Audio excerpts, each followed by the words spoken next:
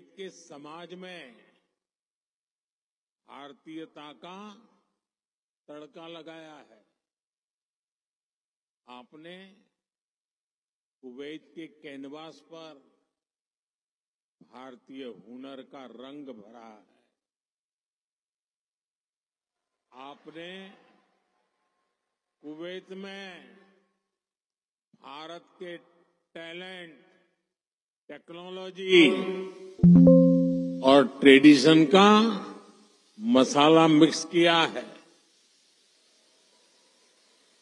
और इसलिए मैं आज यहां सिर्फ आपसे मिलने ही नहीं आया हूं, आप सभी की उपलब्धियों को सेलिब्रेट करने के लिए आया हूं।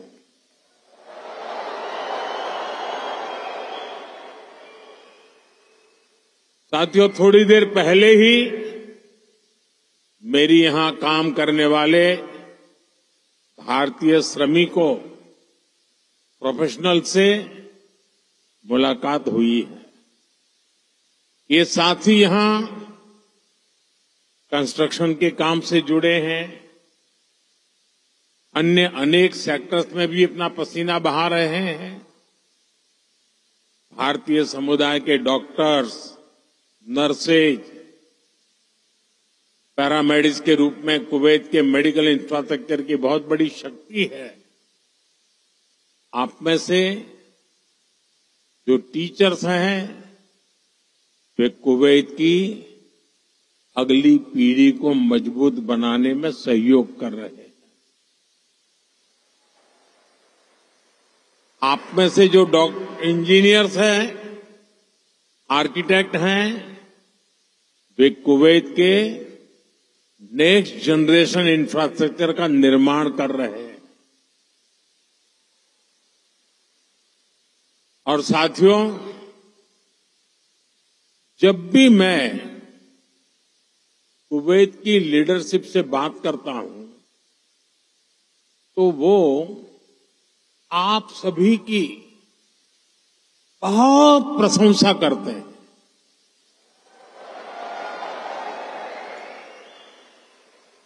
कुवैत के नागरिक भी आप सभी भारतीयों की मेहनत, आपकी ईमानदारी, आपकी स्किल की वजह से आपका बहुत मान करते हैं।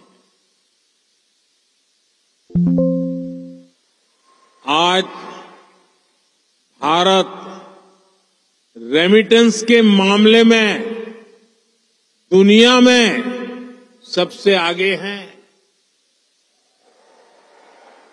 तो इसका बहुत बड़ा श्रेय भी आप सभी मेहनत का साथियों को जाता है।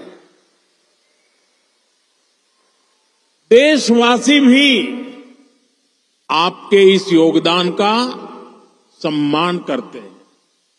साथियों, भारत और कुवैत का रिश्ता सभ्यताओं का है, सागर का है, स्नेह का है, व्यापार कारोबार का है। भारत और कुवैत अरब सागर के दो किनारों पर बसे हैं। हमें सिर्फ डिप्लोमेसी ने ही नहीं बल्कि दिलों ने आपस में जोड़ा है। हमारा वर्तमान ही नहीं बल्कि हमारा अतीत भी हमें जोड़ता है। एक समय था जब कुवैत से मोती, खजूर और शानदार नस्ल के घोड़े भारत जाते थे और भारत से भी बहुत सारा सामान यहां आता रहा है। भारत के चावल, भारत की चाय, भारत के मसाले, कपड़े, लकड़ी यहां आती थी। भारत की टीकवुड से बनी नौकाओं में सवार होकर कुवैत के नाविक लंबी यात्राएं करते थे। कुवैत के मोती भारत के लिए किसी हीरे से कम नहीं रहे हैं। आज भारत की ज्वेलरी की पूरी दुनिया में धूम है, तो उसमें कुवैत के मोतियों का भी योगदान है। गुजरात में तो हम बड़े बुजुर्गों से सुनते आए हैं कि पिछली शताब्दियों में कुवैत से कैसे लोगों का, व्यापारी कारोबारियों का आना जाना रहता था। खासतौर पर 19वीं सेंचुरी में ही कुवैत से व्यापारी सूरत आने लगे थे। तब सूरत कुवैत के मोतियों के लिए इंटरनेशनल मार्केट हुआ करता था। सूरत हो, पोरबंदर हो, वेरावल हो, गुजरात के बंदरगाह इन पुराने संबंधों के साक्षी है। कुवैती व्यापारियों ने गुजराती भाषा में अनेक किताबें भी पब्लिश की है। गुजरात के बाद कुवैत के व्यापारियों ने मुंबई और दूसरे बाजारों में भी उन्होंने अलग पहचान बनाई थी। यहां के प्रसिद्ध व्यापारी अब्दुल लतीफ अल अब्दुल रज्जाक की किताब how to calculate pearl weight Mumbai में छपी थी। कुवैत के बहुत सारे व्यापारियों ने एक्सपोर्ट और इंपोर्ट के लिए मुंबई, कोलकाता, पोरबंदर, वेरावल और गोवा में अपने ऑफिस खोले हैं। कुवैत के बहुत सारे परिवार आज भी मुंबई की मोहम्मद अली स्ट्रीट में रहते हैं। बहुत सारे लोगों को ये जानकर हैरानी होगी, 60-65 साल पहले कुवैत में भारतीय रुपये वैसे ही चलते थे जैसे भारत में चलते हैं। यानी यहां किसी दुकान से कुछ खरीदने पर भारतीय रुपये ही स्वीकार किए जाते थे।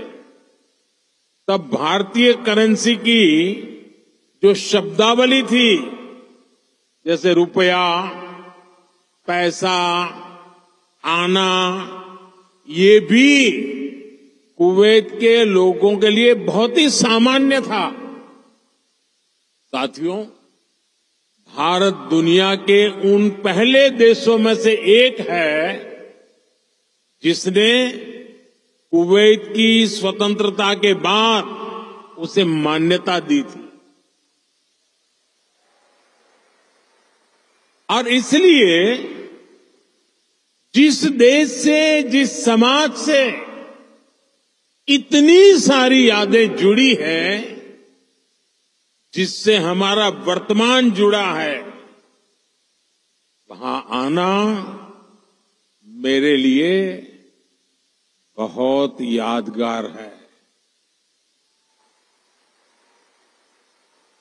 मैं कुवैत के लोगों का, यहां की सरकार का बहुत आभारी हूं। मैं हिज हाइनेस द अमीर का उनके इनविटेशन के लिए विशेष रूप से धन्यवाद देता हूं। साथियों, अतीत में कल्चर और कॉमर्स ने जो रिश्ता बनाया था, वो आज नई सदी में नई बुलंदी की तरफ आगे बढ़ रहा है। आज कुवैत भारत का बहुत अहम एनर्जी और ट्रेड पार्टनर है। कुवैत की कंपनियों के लिए भी भारत एक बड़ा इन्वेस्टमेंट डेस्टिनेशन है। मुझे याद है, his highness crown prince of Kuwait ने न्यूयॉर्क में हमारी मुलाकात के दौरान एक कहावत का जिक्र किया था। उन्होंने कहा था, when you are in need, India is your destination.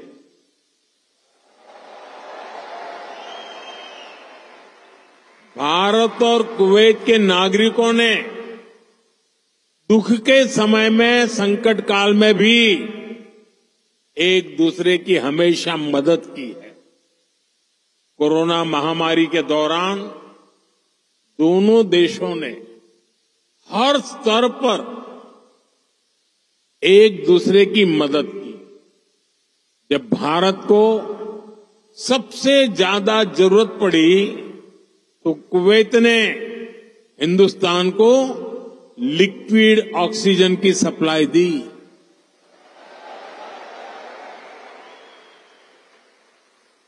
His highness the crown prince ने खुद आगे आकर सबको तेजी से काम करने के लिए प्रेरित किया। मुझे संतोष है कि भारत ने भी कुवैत को वैक्सीन और मेडिकल टीम भेजकर इस संकट से लड़ने का साहस दिया। भारत ने अपने पोर्ट्स खुले रखे ताकि कुवैत और इसके आसपास के क्षेत्रों में खाने पीने की चीजों का कोई अभाव ना हो। अभी इसी साल जून में यहां कुवैत में कितना हृदय विदारक हादसा हुआ। मंगब में जो अग्निकांड हुआ, उसमें अनेक भारतीय लोगों ने अपना जीवन खोया। मुझे जब ये खबर मिली तो बहुत चिंता हुई थी, लेकिन उस समय कुवैत सरकार ने जिस तरह का सहयोग किया, वो एक भाई ही कर सकता है। मैं कुवैत के इस जज्बे को सलाम करूंगा। साथियों, हर सुख दुख में साथ रहने की ये परंपरा हमारे आपसी रिश्ते, आपसी भरोसे की बुनियाद है। आने वाले दशकों में हम अपनी समृद्धि के भी बड़े पार्टनर बनेंगे। हमारे लक्ष्य भी बहुत अलग नहीं है। कुवैत के लोग न्यू कुवैत के निर्माण में जुटे हैं। भारत के लोग भी साल 2047 तक देश को एक डेवलप्ड नेशन बनाने में जुटे हैं। कुवैत ट्रेड और इनोवेशन के जरिए एक डायनेमिक इकोनॉमी बनना चाहता है। भारत भी आज इनोवेशन पर बल दे रहा है, अपनी इकोनॉमी को लगातार मजबूत कर रहा है। ये दोनों लक्ष्य एक दूसरे को सपोर्ट करने वाले हैं। न्यू कुवैत के निर्माण के लिए जो इनोवेशन, जो स्किल, जो टेक्नोलॉजी, जो मैन पावर चाहिए, वो भारत के पास है। भारत के स्टार्टअप्स, फिनटेक से हेल्थ केयर तक, स्मार्ट सिटी से ग्रीन टेक्नोलॉजी तक, कुवैत की हर जरूरत के लिए कटिंग एज सॉल्यूशंस बना सकते हैं। भारत का स्किल यूथ कुवैत की फ्यूचर जर्नी को भी नई स्ट्रेंथ दे सकता है। साथियों, भारत में दुनिया की स्किल कैपिटल बनने का भी सामर्थ्य है। आने वाले कई दशकों तक भारत दुनिया का सबसे युवा देश रहने वाला है। ऐसे में भारत दुनिया की स्किल डिमांड को पूरा करने का सामर्थ्य रखता है और इसके लिए भारत दुनिया की जरूरतों को देखते हुए अपने युवाओं का स्किल डेवलपमेंट कर रहा है, स्किल अपग्रेडेशन कर रहा है। भारत ने हाल के वर्षों में करीब 2 दर्जन देशों के साथ माइग्रेशन और रोजगार से जुड़े समझौते किए। इनमें गल्फ कंट्रीज के अलावा Japan, Australia, France, Germany, Mauritius, UK और इटली जैसे देश शामिल हैं। दुनिया के देश भी भारत की स्किल्ड मैन पावर के लिए दरवाजे खोल रहे हैं। साथियों, विदेशों में जो भारतीय काम कर रहे हैं, उनके वेलफेयर और सुविधाओं के लिए भी अनेक देशों से समझौते किए जा रहे हैं।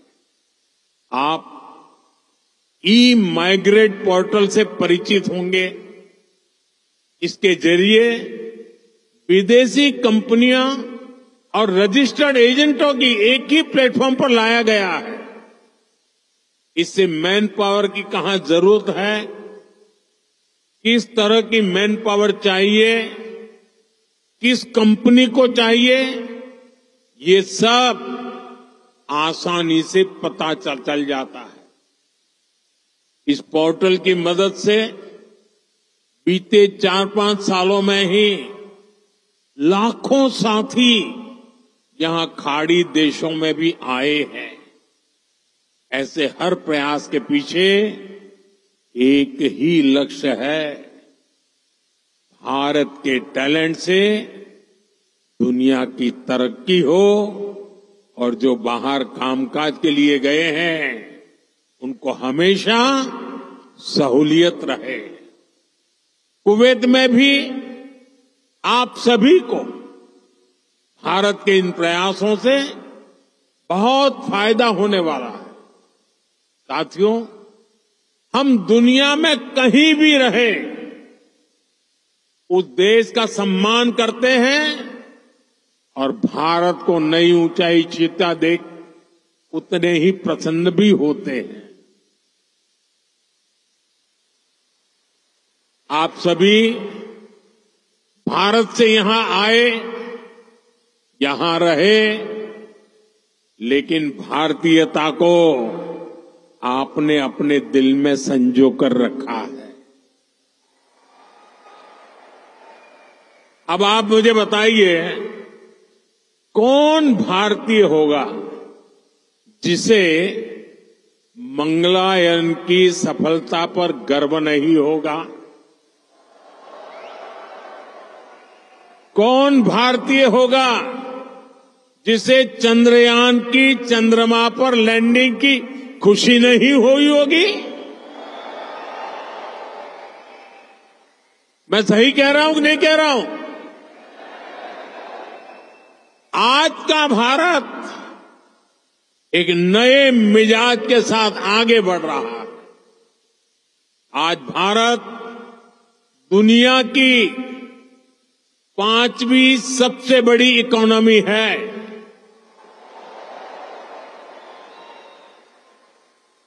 आज दुनिया का नंबर 1 फिनटेक इकोसिस्टम भारत में है। आज दुनिया का तीसरा सबसे बड़ा स्टार्टअप इकोसिस्टम भारत में है। आज भारत दुनिया का दूसरा सबसे बड़ा मोबाइल निर्माता देश है।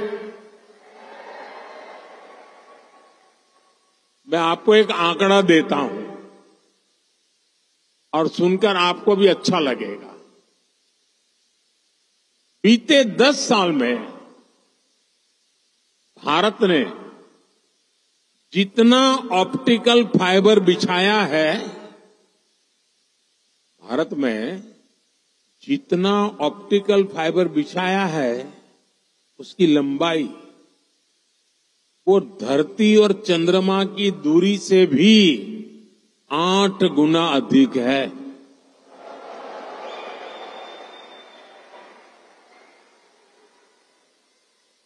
आज भारत दुनिया के सबसे डिजिटल कनेक्टेड देशों में से एक है। छोटे छोटे शहरों से लेकर गांवों तक हर भारतीय डिजिटल टूल्स का उपयोग कर रहा है। भारत में स्मार्ट डिजिटल सिस्टम अब लग्जरी नहीं, बल्कि कॉमन मैन की रोजमर्रा की जिंदगी में शामिल हो गया है। भारत में चाय पीते हैं, रेहड़ी पटरी पर फल खरीदते हैं तो डिजिटली पेमेंट करते हैं। राशन मंगाना है, खाना मंगाना है, फल सब्जियां मंगानी है, घर का फुटकर सामान मंगाना है, बहुत कम समय में ही डिलीवरी हो जाती है और पेमेंट भी फोन से ही हो जाता है। डॉक्यूमेंट्स रखने के लिए लोगों के पास डिजी लॉकर है। एयरपोर्ट पर सीमलेस ट्रैवल के लिए लोगों के पास डिजी यात्रा है। टोल बूथ पर समय बचाने के लिए लोगों के पास फास्टैग है। भारत लगातार डिजिटली स्मार्ट हो रहा है और ये तो अभी शुरुआत है। भविष्य का भारत ऐसे इनोवेशन की तरफ बढ़ने वाला है जो पूरी दुनिया को दिशा दिखाएगा। भविष्य का भारत दुनिया के विकास का हब होगा, दुनिया का ग्रोथ इंजन होगा। वो समय दूर नहीं जब भारत दुनिया का ग्रीन एनर्जी हब होगा।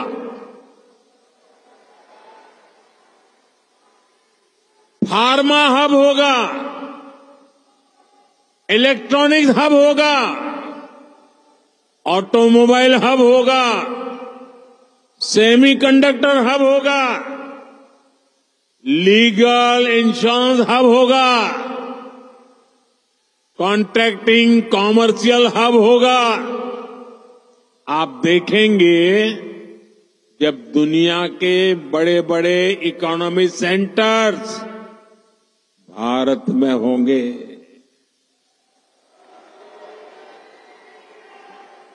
ग्लोबल कैपेबिलिटी सेंटर्स हो, ग्लोबल टेक्नोलॉजी सेंटर्स हो, ग्लोबल इंजीनियरिंग सेंटर्स हो, इनका बहुत बड़ा हब भारत बनेगा।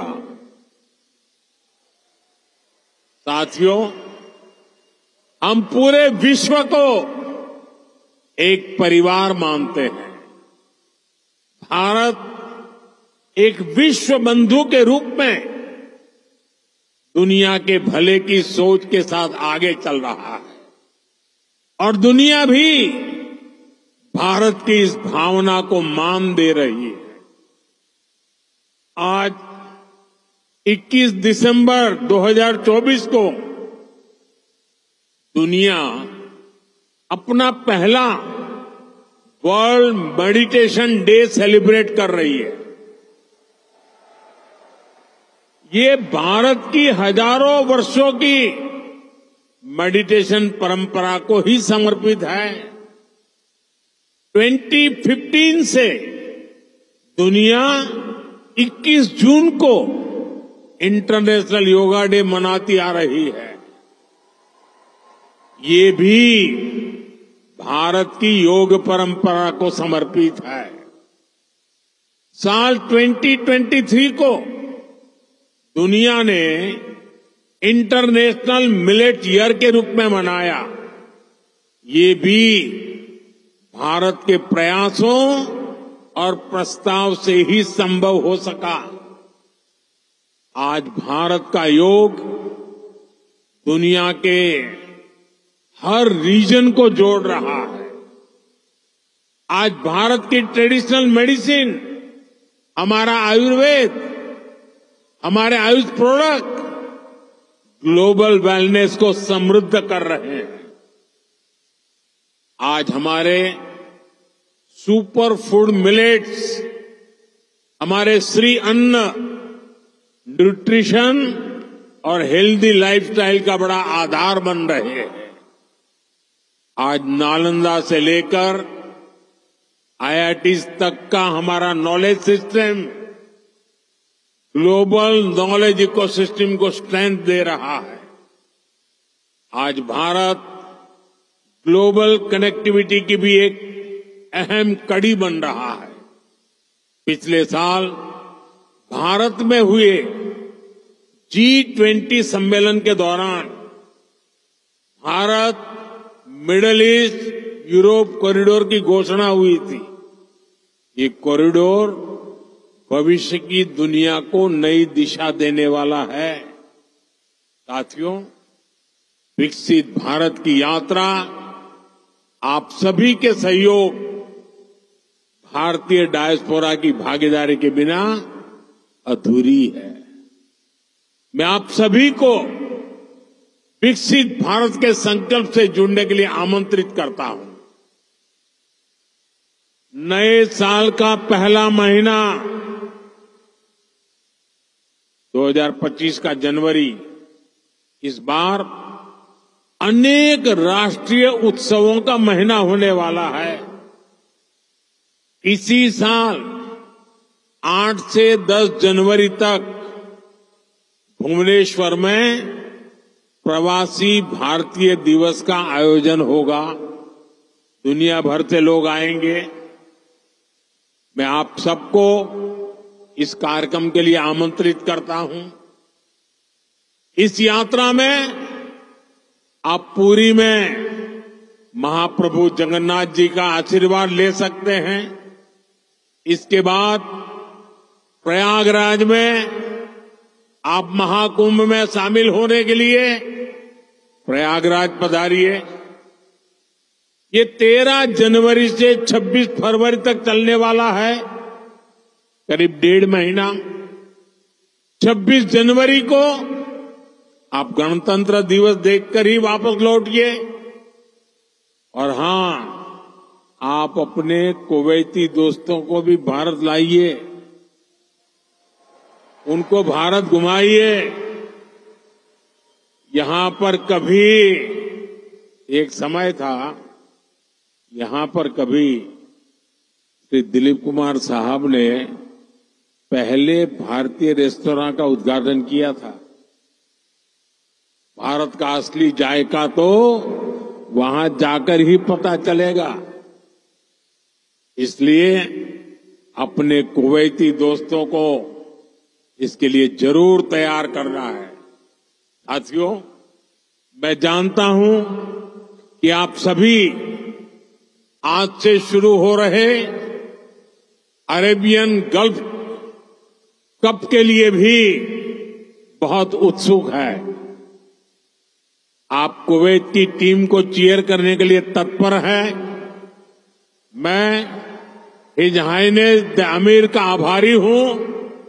उन्होंने मुझे उद्घाटन समारोह में गेस्ट ऑफ ऑनर के रूप में इनवाइट किया है। ये दिखाता है कि रॉयल फैमिली, कुवैत की सरकार आप सभी का, भारत का कितना सम्मान करती है। भारत कुवैत रिश्तों को आप सभी ऐसे ही सशक्त करते रहें, इसी कामना के साथ फिर से आप सभी का बहुत बहुत धन्यवाद। भारत माता की, भारत माता की, भारत माता की बहुत बहुत धन्यवाद।